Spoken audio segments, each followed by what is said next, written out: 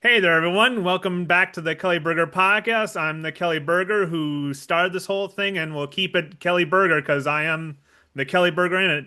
And today we're on episode 27, which makes it rock star status because we are now officially, if this is the last episode, we will be in the famous 27 club. And Oh, today, this is the 27th episode? yes, I like to stockpile the episodes up. Oh, okay, okay. And Well, this is, our guest today is a rock star in his own right, Anil Bandakavi. well, here I am. I don't, I don't know about Rockstar, but I've been around for a while. Yeah, it's nice to see you, Neil. Anil. Now I'm mispronouncing the first name. That's the easier one to pronounce. Yeah, yeah, yeah. Yeah, I So, can't. And it's nice.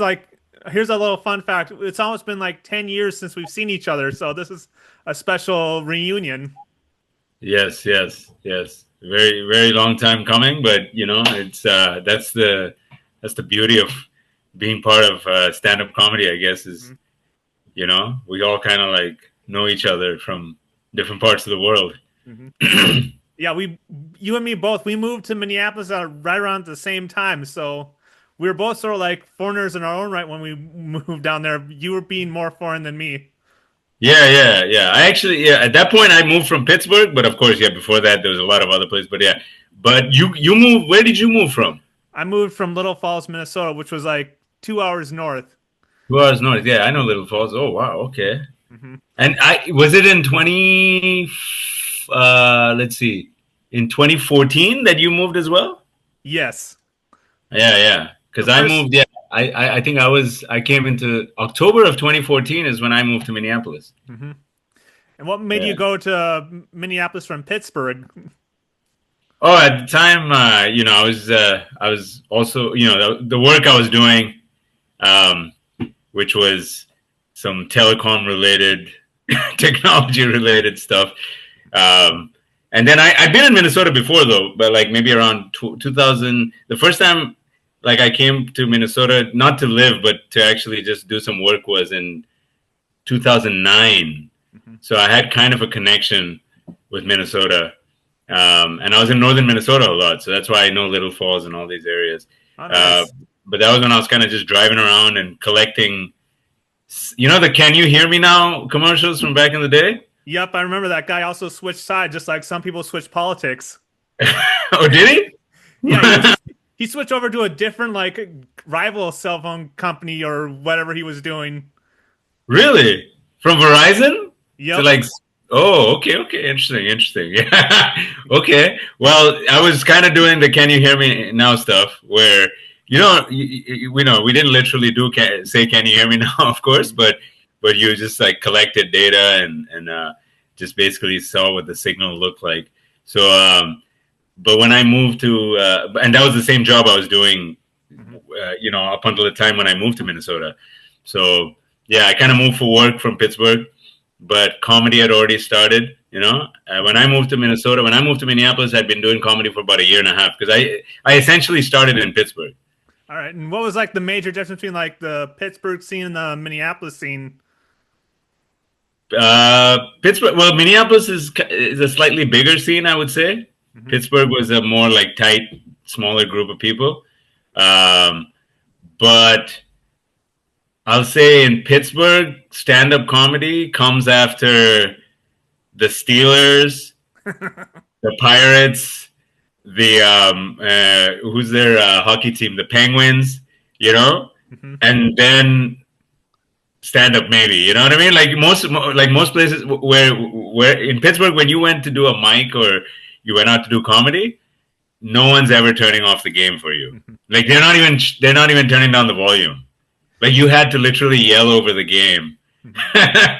so, so I felt Minnesota at least was a little more like Hmm. had a it was like I graduated to the next level of comedy. Yep. Although Pittsburgh has some. I feel like I learned a lot doing comedy in Pittsburgh because you really have to like you have to Work the room. you develop, yeah, you got to work the room, and if you have a good set in Pittsburgh, And then it's like, all right, you'll have a good set anywhere with that, Yeah. So, but I feel like Minneapolis was cool because it had more clubs, a bigger scene. There was some, yeah, yeah. It was a good move for me at least. Yep, and also Minnesota had worse sports teams. Oh yeah, there's that too. I don't think the sports teams did that well, so that helped the comedy. Mm-hmm. Pittsburgh sports teams were just fantastic. Yep. Yeah. Yeah, I still remember like the last time we met. Oh yeah, spoiler alert. Later on, Anil got deported from the U.S. I wouldn't say deported, but I sort of my visa ran out. I left gracefully, but in comedy terms, yes, deported. If I'm trying to get more views by getting ICE to listen in on this. Oh yeah. Let's say deported. I think right now that's a better term to use. I'm trying to come back. That's why. Yeah. Oh yeah, Neil, do you want to talk about what your process was like? Was it very easy going when you had to leave the U.S.? Well, I mean, I studied in the U.S., so that's why I was doing a job related to what I studied, which was engineering. But you have to obviously you have to maintain a job at all times in order to remain in the country. But around the time when I left, my company essentially didn't have. They didn't need. They laid us off like a few. You know what I mean? Like, so they didn't really need the extra. They just needed a smaller group of engineers, and like that's why there was no. I didn't have a contract to continue work. And you have a couple months to like see if you can find something new, but nothing really worked out for me at the time. And it just sort of made sense for me to like leave at that point. If I continued to stay, then of course that would have been, then ICE would have probably come knocking on my door, ask me what I'm still doing in the country. Mm-hmm. But people get away with it. So yeah, and 2015 was different. Maybe 2015 was a lot easier if I stayed back illegally. Yeah, you got to leave right before Trump got elected, so you got to see his whole first term as an outsider. Yeah, because his first term started in 17? No. Yeah, he got elected in 16, then got into office 17. 2017. That's right. So yeah, because I left in March of 2016, and yes, the elections happened in November, and 2017 he was in office. And the whole time he was kind of campaigning when I was still in the U.S. Yeah, and everyone was just like, whatever, who's this guy? He's not, Trump, no, But I was like, yo, this dude looks like he's gonna win it. And now he's been around. Yo, he's I mean, 10 years I've been like he's the president now. Yep, He came back just like a horror villain for some people. You thought he was gone, now he's back. Now he's back. Yeah, they're saying a third term maybe now, right? Mm-hmm. Yeah, but he doesn't have the mechanism to do it, so it's mostly just trash talk, like usually what he does. Yeah. But he's good at that. Mm-hmm. Well, he's a big fan of WWE, and bringing that into politics is. I'm serious. The extent to which people hate him, they love him. Mm-hmm. Well, like one thing I've learned over the years, like usually with extreme personalities, like you either have like you either love a person or hate them. Like if you try to be like in the ground, indifferent, you just get ignored. Yeah. Also, you know what I think? I feel like a lot of politicians they try to like capture the middle first, mm-hmm. and then work their way to the extremes. But Trump started on the extreme and worked his way in, like, because he started with the whole Tea Party thing, and mm-hmm. and before that he was doing the whole birth certificate thing. Like he systematically worked his way. If you look back and see his whole like how he worked his way to becoming the president. I mean, every move. There's so many moves that I think he made where people were just like, "What is this guy doing?" Mm-hmm. But if you really thought about it, you're like, yo, this is gonna barrel into something big. It's like an avalanche effect kind of thing. He started, you know, because at one point it was just like the small group on the extreme right who were just like all about him, but now, then slowly, he worked his way towards the middle. So I feel like that way he kind of. I mean, I'm not. Regardless of whether you like him or not, I'm not. That's fine. What I'm saying is what I think his political strategy was. Yep. I'm pretty politically neutral. Like I stopped voting after 2020. Well, I didn't vote in the last two elections, so. Okay. This And is my public reason. information now. That Kelly Berger doesn't exercise his voting responsibilities. Well, you're a comedian, and of course Yep. you're neutral. Yep. And my viewpoint is like if doing something and doing nothing does produce the same result, you might as well do something else. Okay. That's And also, as a comedian, I don't like it when. I think it kind of works against you when you vote for a guy and he's in office. It sort of like comes back to bite you back. Sort of like the yeah, comedians who endorsed Trump in the last election. They were all yeah, they were all big on the Epstein list, and then that didn't get turned over. yeah. Yeah. That's another. Oh God, Hmm. that's another whole thing that. But all these things just come and they just kind of fizzle, huh? What's the Yep. biggest? What's the big thing now? Let's What's see. happening now? I'm trying. I try. I'm trying to avoid the news because I'm Yeah. just. But I think like the biggest thing lately was the shooting of Charlie Kirk and the way people Oh reacted to yeah. that. Yes, that's right. Yeah, That was a big one. I went to a comedy open mic the day it happened, and luckily everyone was very respectful. They didn't do any like super like, oh, I gotta get that hot take in, and Oh just like yeah, it was none of that. People didn't jump on it right away. no, it was in the middle People of didn't try. No one tried to like springboard their careers based off of Charlie Kirk shooting. No. no. It sort of reminded me of like the internet like during Trump's first run, where everyone online was just had the volume like this, but then when you go to the open mics and see actual comedians, like very few people actually touched it. Oh, okay. Is that the same way up in Canada? Yeah, I would say no. I mean, but not like yeah. No one was. It was not like excessively. No one was like abusing it or anything. But I mean, people obviously addressed it.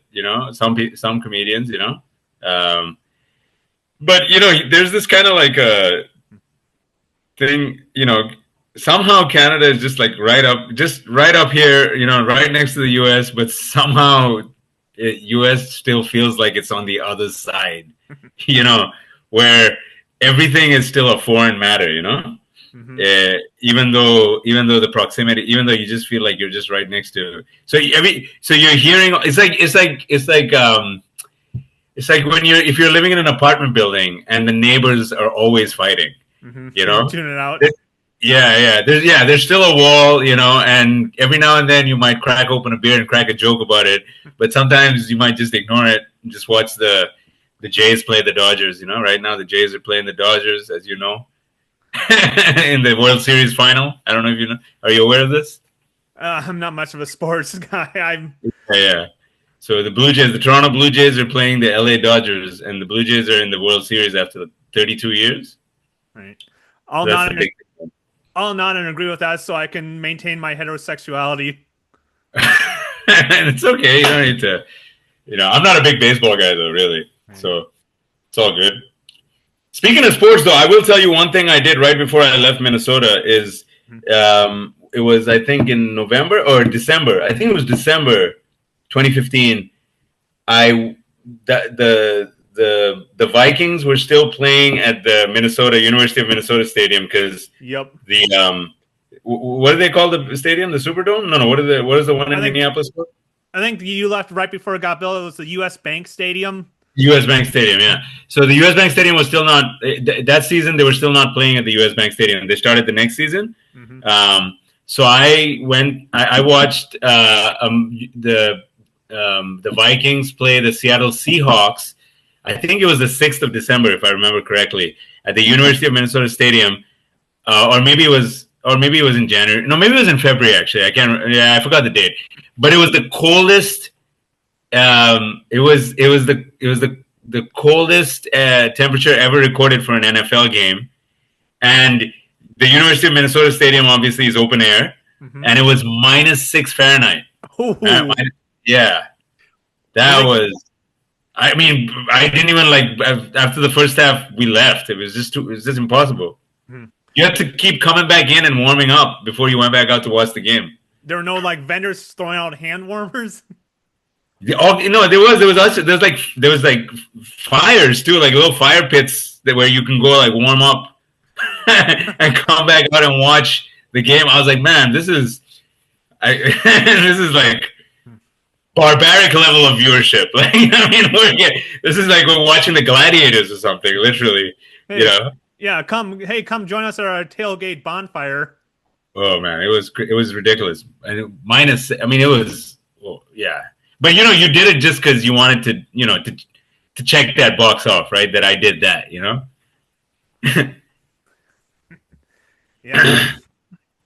Let's see. I think I went to one game with my family at the new stadium, and they had a good time. It was one of the times the Vikings beat the Packers, so Oh, okay. That's a big rivalry. yep. And they beat the Packers. Okay. Hmm.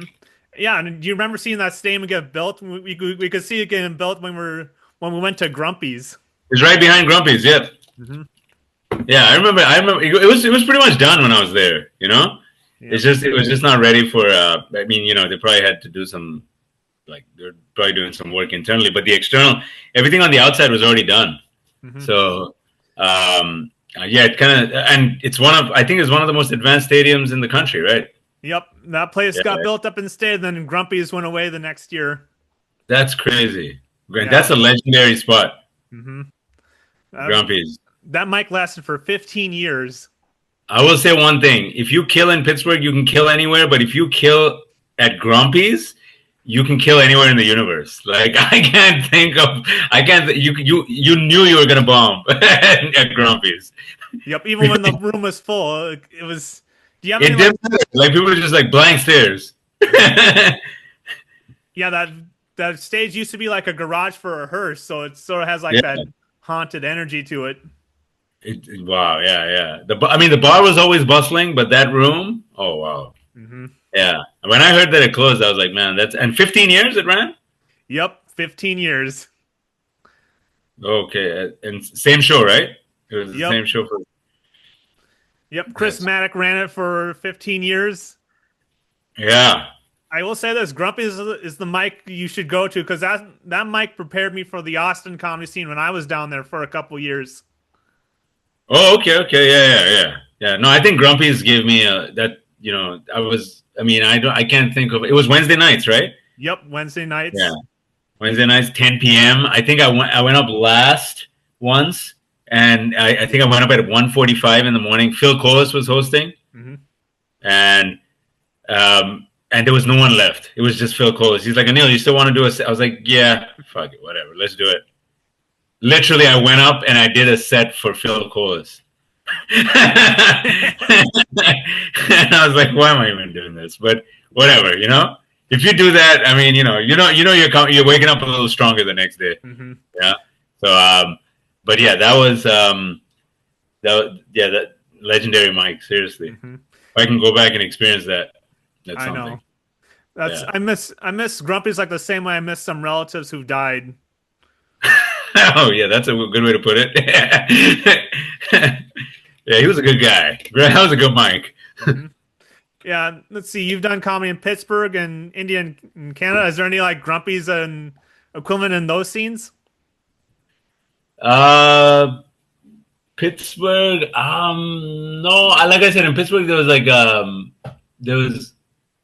there was a couple of mics at sports bars where like I said, it was you had to sort of. There was one on top of a hill. I forgot the name of the bar, but it was you can get that room to like really pop, or you can Hmm. like it's like the customers wouldn't even be aware that there's a mic going on. You could have any possibility. Hmm. So, but the equivalent of Grumpy's, no, I can't think of anything like Grumpy's. Grumpy's had its own Yeah. unique dead energy, Hmm. or I should say lack of energy, something. It was not, that was the opposite of energy. It was like some kind of a black hole. that sucked you in. Yep, it was a mic where you go to fail, but it was also a mic where you felt safe enough to fail. Yeah, yeah, yeah. You literally went there to die, right? I Yep. mean, wasn't that the slogan?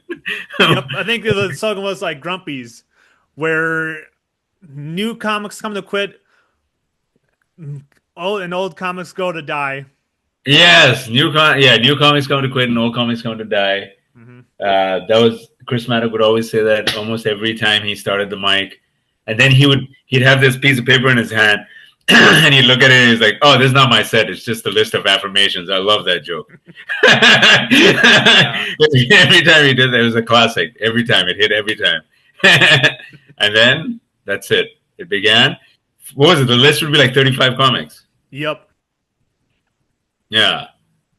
And I So thought, and I thought that was long until I went to a bigger scene like in Austin, Texas, where the list is like 50 to 60 comics. how was Austin? It was a unique experience.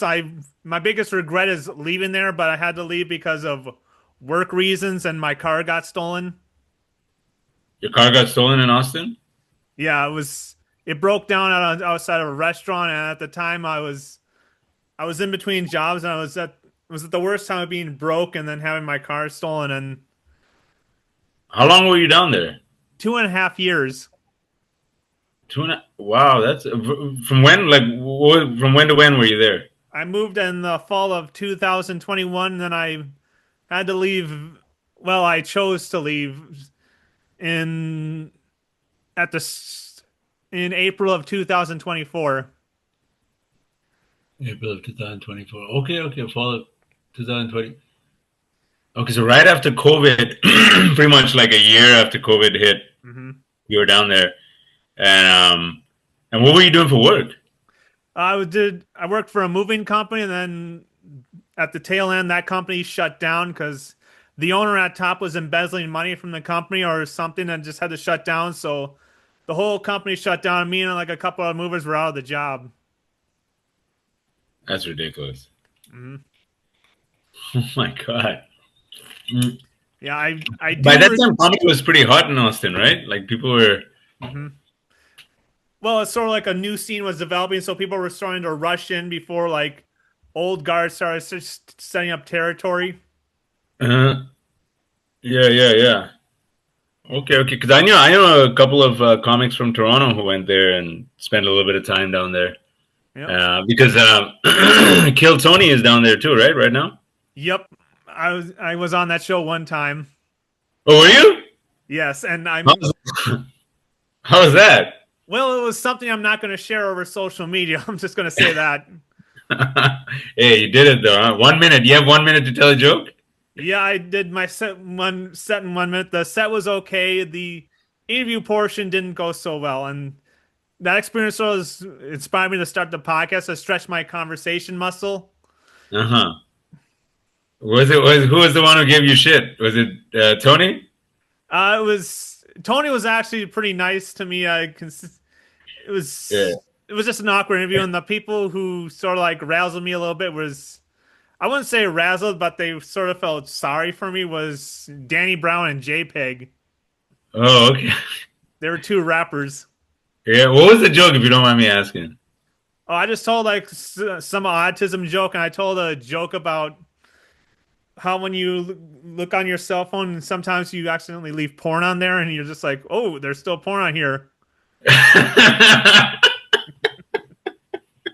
That's a good joke. Yeah, it's a joke I haven't told in a while, but the gist was is I'm Yeah, just yeah. like you just pull it up and just gonna check looking at the weather. I'm like, "Oh wow, weather's looking pretty good." Oh my god. Okay, okay. That's a good joke. Yeah. Hmm. Oh, okay, okay. So you had a good set. I think you must have had a good set. Yeah, the set was okay, but I don't want to sound like I'm throwing out excuses, but at the time I just moved to the Austin area at that time, and I was sort Mhm. of trying to adjust to the area. So it was like 2 weeks since I did an open mic set. So Yeah. I was, It was too hot for you down there in Texas, coming yeah, from Little Falls. yeah, going from Minnesota to Texas, sort of like changing, doing a 180 in temperature. Was it soon after you moved to Austin? Was it like really soon after you moved there, or was it like after a while? Like when they introduced you on stage, did they introduce you as Kelly Berger from Minnesota? They just read my name, Kelly Berger, and then I talked about Minnesota for a little bit. Oh, okay, okay, okay. Yeah, Oh, that's, and I'll send you the episode, and then you'll see why I'm not sharing it. I would love to check it out. I'd love to check it out though for sure. I want to see that. That sounds like the joke went well, and yeah, whatever the conversation. But yeah, I mean, Yeah, I won't say what happened in the set, but I will say this: like it was an event that it did inspire me to talk about it in my act. So I'll okay, okay. So at least it gave you another bit. yep, something to work on, and I'm just gonna say I'm just really glad I opened with the autism. Okay, okay, okay. Just right off the top, you just gave him a disclaimer. But yeah, it Then the was then the porn on the phone made sense. They're like, okay, okay, this guy, yeah. this guy leaves his porn on his phone. But yeah, okay, okay, that's cool. So you did that for 2.5 years, and then how was the move back to Minnesota? How did you feel about that? I want to say like I felt it sucked as much as getting deported from the U.S. from my perspective. Yeah, you got deported from the south. You came back to the north. Yeah, Yeah, yeah, because okay. at the time my job and money situation was going downhill, but my from my perspective, and this could be like self delusion, I felt like I was getting better at comedy. Like I did things in Austin, Texas that I wanted to do in Minnesota, but I didn't quite have the courage to until I was down in Texas, in, which was like a more competitive environment. Like I started my open mic down there. I set up my some of my own shows. Okay, okay. So you did a lot of so all in all it was a good experience for you. Hmm. And then you just took the I-35 and drove back up north. Yeah, well, I had to recuperate financially, just so I'm back in my hometown for a little bit. And when I moved back to my hometown, I started a couple of my open mics up here, just to keep my set fresh. So I started doing open mics, but there are no other Uh-huh. comedians near the area, so I just did a couple of mics just by myself. Oh wow! So you'd just be out there for like 40 minutes? No, I tried it at half an hour the first time, but then I decided just to cap it at 10 minutes because Okay. no, well, you know how northern Minnesotans are notorious drunks. Yeah, yeah, I know, but I mean, yeah, I mean, they put them back like 35 to 40 at a time. Hmm. Yeah, it was. The first time I came to Minnesota, I was living in California when I came up to do field test work, and it was during the winter time, and there was a bunch of us field workers from California. So basically, we had to drive these SUVs around collecting data all over like Little Falls and you know Bemidji, all of northern Minnesota. So and all these guys, including me, we're all from California.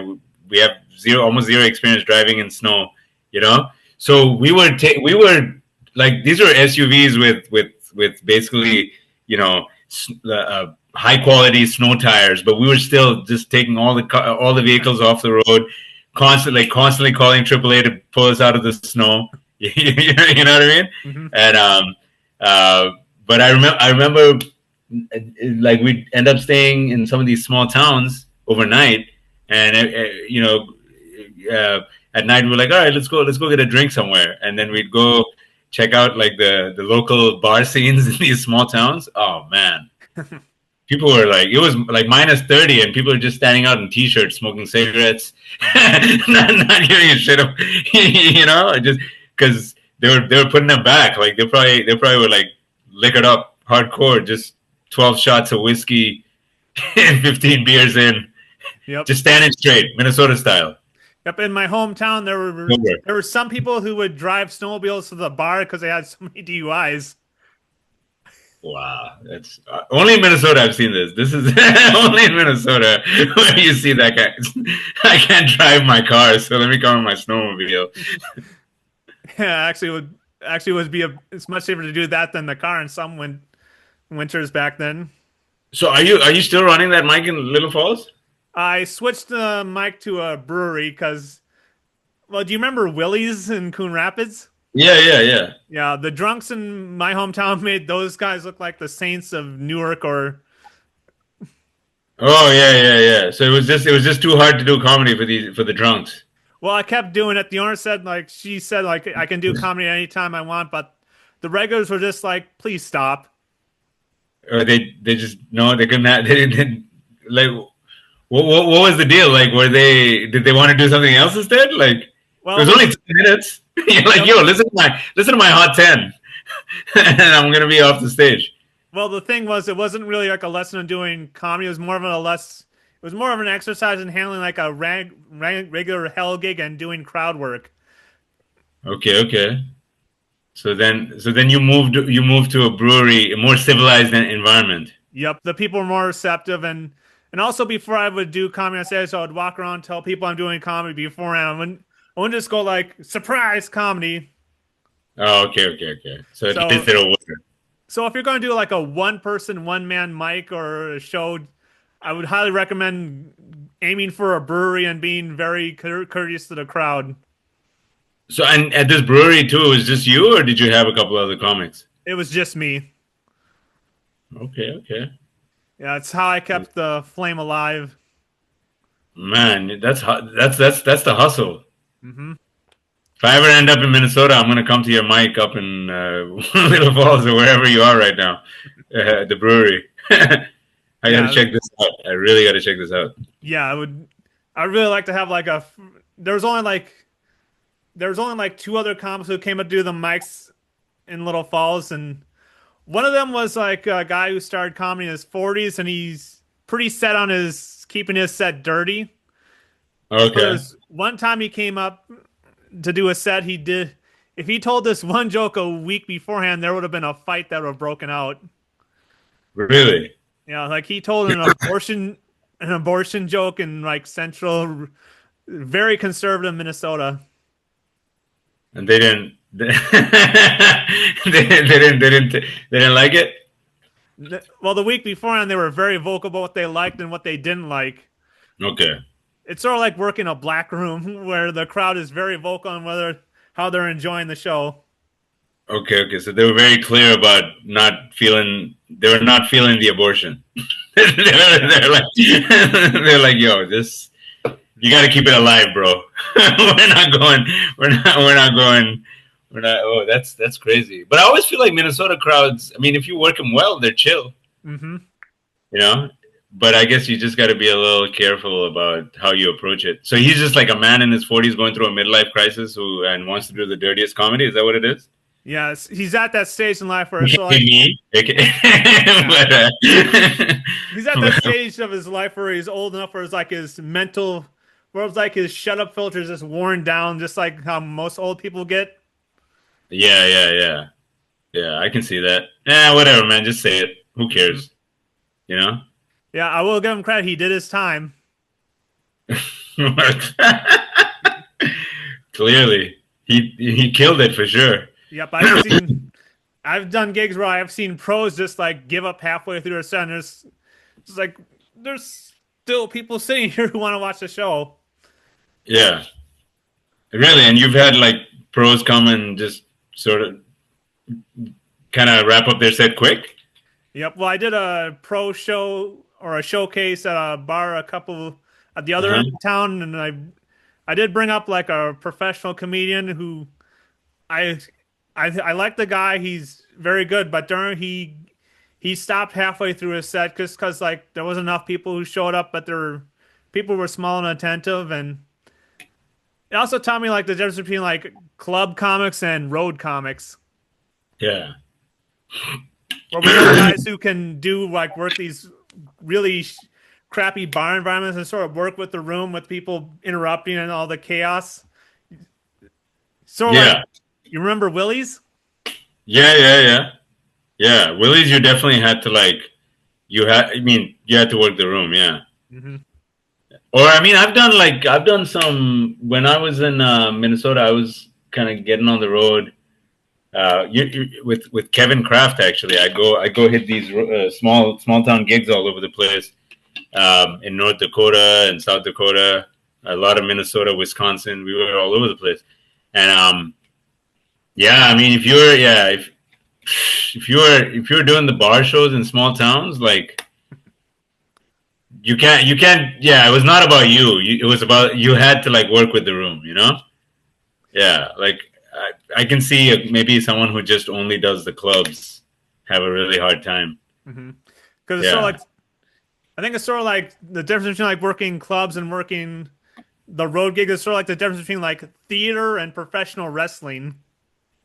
yeah, yeah, yeah. You'd say which one? Like you'd say the clubs would be the theater versus Yep. wrestling would be doing the bars. Yep, because clubs are people are expected to sit down, pay attention, and if they're rowdy, they get escorted out. But if you Yeah, do a gig in like a road or in the middle of nowhere, like if somebody gets rowdy, nobody's taking him out because he could be like the mayor's son. yeah. That's right. That's right. Yeah, you just have to work with that. Yeah. Hmm. But also, I've noticed, like it depends on where you end up. Like some, you when the towns get really small, like some towns are just like really happy towns, and some Hmm. towns are just sad, Yeah. depending on what the situation is over there. So I've noticed, like in happy towns, like people will get rowdy, but they're super friendly. Like they're not really trying to, they're not trying to disrupt your set or anything. They're just kind of innocently, I guess, just having a good time. So as long as you play along with it, they love it. Hmm. But then when you go to a town where there used to be a factory that shut down and no one's got any work to do anymore. Yeah, then there the problems are real. Like someone's getting rowdy because life sucks. Yeah, and that's also another skill you have to develop as a comics is to be in tune with the room, sort of read the room, and Yeah, like Willie's, you learned. Willie's was the kind of open mic where you had to learn how to adjust the room. yeah, exactly, yeah. Which I mean, you can.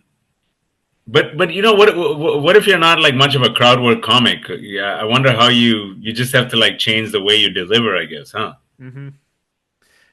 Yeah, and the thing that bothered me about like the current age of like crowd work snobbery is people saying like it's easy work, but if you go to like a bar in the middle of nowhere, like you need to work to learn to work the room, and like people want to have lives outside of you, and that's sort of like as a comic, you're also as a public servant. Yeah, yeah, But on the other hand, if you also need if you're doing a pro show in a theater, like you need to have some real jokes. yeah. So if you can have like a good mix of both, like both skills, like if Hmm. you actually have good material, but you also know how to work into the material, then I mean that's a good combination of skills. I guess when you do the small towns and stuff, you get to exercise the the working, like kind of setting up your joke Hmm. muscle. But then when you're in a nice like club or theater where everyone's paying attention, then you can get right into it, I guess. Right. But the thing is, a lot of times, if you're in a small town and doing like a bar show where people are getting rowdy and you don't set up your joke properly, Hmm. if it's a 3 to 5 minute joke, you lose like a whole minute and a half of them not even paying attention to what you're saying, and now the setup's all gone, and now the joke doesn't. It's just gonna bomb. Like because no one knows what you're talking about. Yep. Yeah, versus you got to spend like a couple of minutes just at least getting them to realize that you're about to get into a joke. Hmm. And And also, some people are really good at that. Some comics are just, you mhm. know. I'll give Kevin a shout out there. He used to work these small rooms, and he did the same set all the time, but the way he did his set was always different. Hmm. Yeah, Just because yep. he'd been doing the road for 10 years at the time. Yep. There's I think it's also like the difference between like being a person who's solid versus a person who's liquid. Oh yeah. There we go. So liquid's better, right? Yeah, liquid's better. You would fit in Yeah. room. But of course, some comics who are solid, they stick to their material no matter what the room says. So it's a gamble like which way you're going to get respect. Like, Yeah. because also Well, it's if you're unshakable, then I guess that's something that's commendable too. mhm. But then you're just gonna have a lot of you're probably gonna have a lot of sets where no one even paid any attention to what you were saying, and you're just given credit for the fact that you're okay being lonely up there. Hmm. Yeah. It's all about sticking to your guns. Like I remember hearing stories like when Mitch Hedberg started, like people didn't, they would have him host on the road. So when he was doing like his whole thing as a host, people would be like, "What the hell is this?" Yeah, yeah. I can't. Mitch Hedberg doesn't look like a guy who likes to talk to anyone. Hmm. Although his jokes are, like his jokes are gold. Yep. Yeah, man. Can you imagine what he had to go through doing hosting on the road? Oh, Yeah. oh my goodness. All right. I'm gonna change the subject a little bit. Like when you left the United States like 10 years ago, did you go back to India? Yeah, actually, I went to India for a short time, but I went back to Trinidad for a couple of years. Um, because I grew up India and Trinidad, right? Trinidad in the Caribbean. That was so. So I went and spent a couple of years in Trinidad, and then I went to India and spent 3 years over there before I came to Toronto in Canada. Hmm. So for 5 years, I was sort of between Trinidad and India. Yep. And what was the comedy scene like out there? Like, In Trinidad, I did comedy in both places. In Trinidad, I guess comedy is a little more, well, at least it was. I mean, there's a small but strong scene now, and they're doing a lot of regular shows. But comedy is kind of like a little fringe. It's on the fringe. Like I'd say, music was bigger in terms of entertainment because a lot of a lot of the entertainment is um, revolves around Carnival, which is the biggest event that happens once a year over there, like in like February, March, around that time. Same time when New Orleans has Mardi Gras. You know, so right after, I'd say right after Carnival's done, there's a 2 to 3 month period where there's a lot of comedy happening. So but you didn't get it year round, and so you couldn't really get stage time multiple times a week. Maybe you got stage time like twice a month. oh, so Yeah. comedy there is associated with like this big event, so it's sort of still seen as like a circus. Well, it was stand up because there's always been Trinidad. I remember since I was a kid, like there's always been like a couple of stand up comedians in the scene, and they did their shows, but they did their shows like you know just like during certain periods of the year, right? That's it, and that was the season for comedy. So yeah, in a sense, you can say that, versus like more of a scene where people are out and about at the clubs multiple times a week, and there's weekend shows At least then there wasn't a scene like that, but I think Hmm. a little bit of a scene like that is building now because there are a few comics that I remember, who were pretty young when I was there in 2016, 2017, around that time, and now they've been doing it for 10, 12 years now, and even there were some seasoned comics too at that time who'd already been doing it for a while, who kind of were like younger and sort of setting the path for like a little bit of a scene to develop. So I would say maybe there's a lot more comedy happening now, but yeah, it was a little less frequent how many times you can get up on stage, Hmm. but naturally, I mean, just like any culture and society, Trinidad definitely has a a good ear for satire and that type of stuff. Because even in music and stuff, there's that angle. Comedy is a big part of the culture. Hmm. So there's also different types. There's also like you'd also have a lot of comedy plays and that type of stuff, which is not stand up necessarily, but Hmm. live plays on stage. So comedy is a big part of the culture. Obviously, stand up was a little more fringe. I would say probably still is a little fringe, but it happens. But it's a smaller scene, and like I said, not as often. But I loved. Anytime. I mean, I had some tough sets. Don't get me wrong, Hmm. because just me being from all over the place. I don't know if I necessarily always connected, Hmm. but also like I'm also from there as well. So there was a little bit of but I mean, anytime I had a good experience on stage, it was amazing. Nice. And Yeah. is the comedy scene is it more regulated out there, or because I think Americans sort of like take a free speech for granted, the ability to say whatever they want on stage. Yeah. In Trinidad, there's necessarily not. Trinidad is a uh, culture that believes in free speech. Quite a just you could say whatever. It's just that if whatever you're saying is just not connecting with the audience, then you're just gonna feel like shit up there. That's all. So I think there's maybe some cultural expectations around speech rather than actual regulation. There's no it's not really regulated per se. You're not gonna get in you're not gonna get into trouble for saying anything. Yeah, In Trinidad you can say anything. Trinidad's a pretty free culture because it's an interesting island in the Caribbean. It's a mix of so many different cultures in one country. Because the major populations in Trinidad are African and Indian and all the religions all three religions have Christianity, Islam, and Hinduism all have a major presence in the country. So people's psychology is very oh, every individual is entitled to have their own beliefs. That's the so I don't think necessarily you're not going to get into trouble. You're not going to get you're not going to get arrested for saying anything. But you can say some stuff on stage where people are just like, "Oh, what are you talking about?" So I think there's more of a you want to be able to deliver. You want to be smooth with your delivery, I would say. yeah. But then that's anywhere because, like you said, even this guy somewhere in small town Minnesota doing an abortion joke. If you're gonna deliver the dry rub. People may or may not like it. You know what I mean? Yes.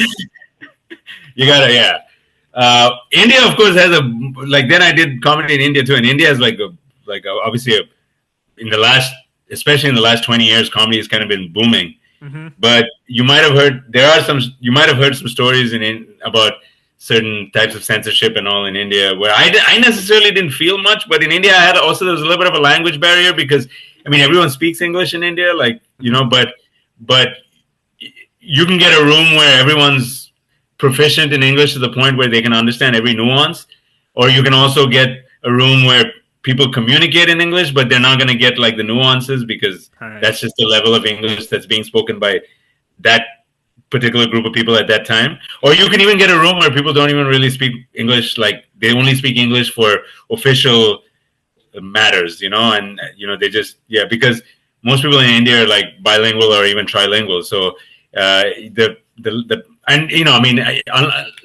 lot of comedians in India mix up languages too. They do their comedy half in English, half in Hindi, half in maybe the regional language. But I because of the way I am and my own life and circumstances, I do my comedy entirely in English.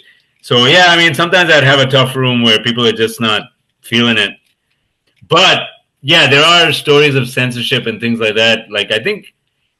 I don't know. I didn't feel like there was really around sexuality and things like that. I didn't really feel like religion is probably an area where you got to be a little careful sometimes. Yep.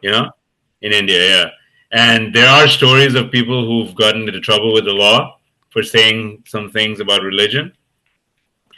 So there is that. So I think in India maybe it's definitely a little more of a Wild West type situation where you don't know what you're getting. You might have a room where everyone's and the thing about environments where you have that type of censorship is you also have situations where people want you to go really dark or really dirty, right? Mm-hmm. Because it's restricted. So so it has that sort of forbidden appeal to it. So when things are more volatile, you could have the best set of your life, or you could end up in jail. so who knows? It depends on how your night's gonna go. Yeah, and especially in the past couple of years, comedy's been booming all around the world, and there was that famous comedy festival in Riyadh. Yeah, that's whoa. Which also, if you think about it, I've been seeing Andrew Schulz, he goes out to Dubai quite a bit and does comedy out there, mm-hmm. And it seems like he's able to push the limits quite far over there. But I don't know. This Riyadh Comedy Festival obviously became a thing, Yep. Where people were. But except for a few things on something some of the clips on Instagram that came up, I didn't really pay much attention to it. Mm-hmm. But What did you think about that? That was kind of it was a little ironic, I guess, huh? Well, I had the reaction, like my first reaction, like, wow, so many people sign on to this thing. But then I looked into the thing. Well, I looked at the things like it was sort of like the same rules as corporate, where people say you can joke about this, not this, and it was just like when pro comics do a corporate gig. But I think it's because it was funded by the government. People have Yeah. the issue with saying it was blood money. But then I was thinking like, Yeah. well, here's the thing. Like, I would say like from a foreigner's perspective, like if if you could say like this gig was funded by blood money, you could also say the same thing about the White House Correspondents' Dinner. That's true. Yeah, yeah. Where and all the big comedians have been there. Hmm. So all the big comedians have blood on their jokes. You know what I mean? No, but yeah, yeah. That's it. Yeah, exactly. When something becomes so political, then if you really get into it, then yeah, where's the money really clean? Hmm. Uh, because then if you really wanted to keep it pure like that, you'd probably turn down a White House Correspondents' Dinner Hmm. uh, opportunity too, right? Yeah, Uh, and also there were comedians who did gigs in Guantanamo Bay when that was under George W. Bush. So, no way. so I think when people want to do that purity test of saying like, oh, you're doing this gig performing for these bad people, I think that's going to Yeah. open the Pandora's box for everything. Yeah, yeah, yeah. It's like where do you really draw the line between what, like, when people try to like draw a clear cut line between right and wrong, Hmm. then you're already outside the world of comedy, first of all. Because I guess if anything, comedy addresses the idea that right and wrong are so hard to differentiate. Hmm. You know, And I so and I, but like people say when you go to China and do comedy there, like I've heard comedians say like it's amazing, except you're told not to say anything about the government, and mhm. you're given like three or four things, just don't touch this and do whatever you want. I think a lot of scenes, what I've noticed is a lot of places like this, you stay away from the government. Depending on where you are, you might have to stay away from religion, but you can go deep into sex. Like they all want to hear sex jokes. That's it. They all want to hear dirty jokes. That's the thing that unifies all of humanity. I've noticed Yep, is it's a pretty universal concept or ununiversal if you're not getting any. yeah, yeah, exactly, yeah, pretty universal if you're not getting or getting any. Mhm. The embarrassment of procreative energy that everyone wants to so I've always noticed like that's the one area that a lot of comedians they'll push in that area because Mhm. in places where stand up is sort of like new, which I mean anywhere outside the United States stand up is new, Mhm. like maybe only really been blowing up for the last 20, 30 years max. Yep, you and know one thing I want Maybe Canada and England, but other than that not really. to, yeah. Well, I think going back to Riyadh, I think maybe this is just my perspective, but I think if you're going to do a comedy show in that section of the world, I think you want to start with. I think it's the first step is doing a comedy show within the rails of government approval as a first step. Because I feel Yeah, like if you did like a full like Mark Maron level alt kind of comedy, where I think that's where things would dissipate. And also, I think people are never. I think people. I'm digging myself in a hole here. no, no, no, no. But I think people in America sort of take the comedy for granted because we're doing like comedy in the 21st century, and these other scenes are still like just getting out of the Stone Age. In a sense, yeah. I mean, I think in a lot of places, like just the idea of questioning the norm to the extent that Mhm. uh, you know stand up in the United States has allowed for is very like new, because it's not uh, to joke about things is something you do kind of like on the sly, like hush hush, right? But Hmm. if anything, the United States is the only place that has they've made like a whole like it entered show business. Hmm. So even though within show business is the craziest, I think it's the craziest form of like show business, you Hmm. know, because most comedians are not business at all. They're just a bunch of homeless people who somehow have homes, you know. so so Yep. so And us, yeah. So it's I also agree. it's Yeah. also amazing like how with comedy, no matter what you do, it's always like a magnifier for outrage as well. Like Yeah, yeah. business people, like I wish people like have like the same energy for the comedy festival as they did for like the U.S. and UK government, which sort of keeps the Saudi government in power. Oh, yeah, yeah, yeah, yeah. You're saying wait, they do comedy? No, can you say that again? I didn't Well, I think catch like that. I always find it weird like how people have like extra rage for comedy, but they sort of like turn a blind eye towards other thing businesses who do like drone strikes and Hmm. Yeah, I mean, comedy is such a easy thing to like Mhm. punch down on. You know what I mean? Like all those, because all those other things have too many. There's too many political interests and too much money involved. Yeah, comedians What don't. both end up in Guantanamo Bay, by the way. After the 27 Club podcast, you Yeah. and me, we're gonna run our mic in Guantanamo Bay. Uh, yeah, no, I agree. I see what you're saying. Yeah, it's Mhm. just but maybe also I don't know. Maybe this kind of like opening up Yep. is good on some level. I don't know, because it seems like a lot of governments are now a little more open to like, Mhm. but you never know, because they do all of this might just be some surface level shit, Mhm. and then behind closed doors they're all on an island somewhere. Yeah. you know, just you know, Well, my yeah, perspective is like, well, at least let's look on the bright side. At least we're living in an age where like dictators are opening up expressive art instead of closing it down. yeah, yeah, yeah. They're like, entertain me. Yes. Make me laugh. Mhm. And you get a list of things you got to stay away from so that you don't get beheaded. And as long as you do that, then you're good, man. You're good. Keep your head on your shoulders. Do your jokes. Go home. Just go go home. That's it. Keep it clean. You know. Yeah. Yeah, I told some jokes about Riyadh in Minneapolis, and it was sort of like mixed reviews. Yeah, yeah, yeah, yeah. Everything because everyone gets awkward. People don't want to touch some topics anymore. Like it doesn't matter what the joke is or what the substance is.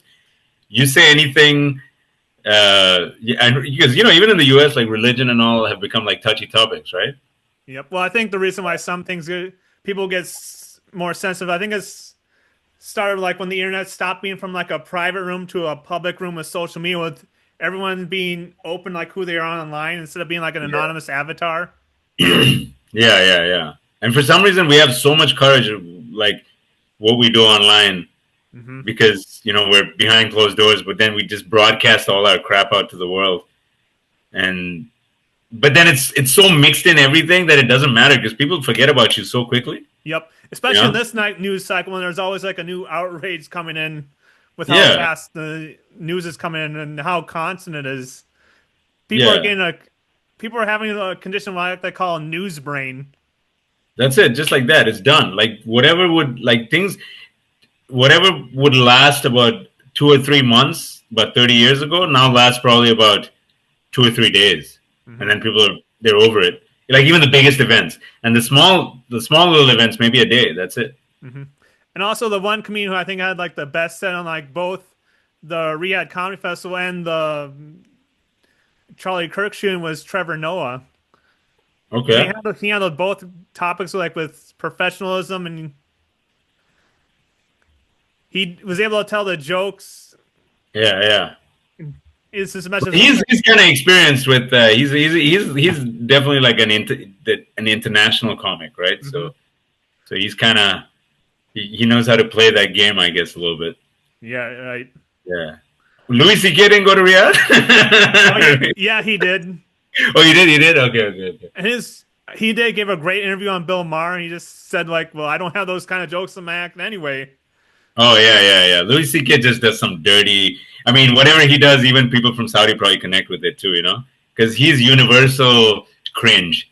Louis C.K. will do jokes and like for the Martians, and they'll get it. They'll be like, Mhm. "Yeah, I understand. I hear you."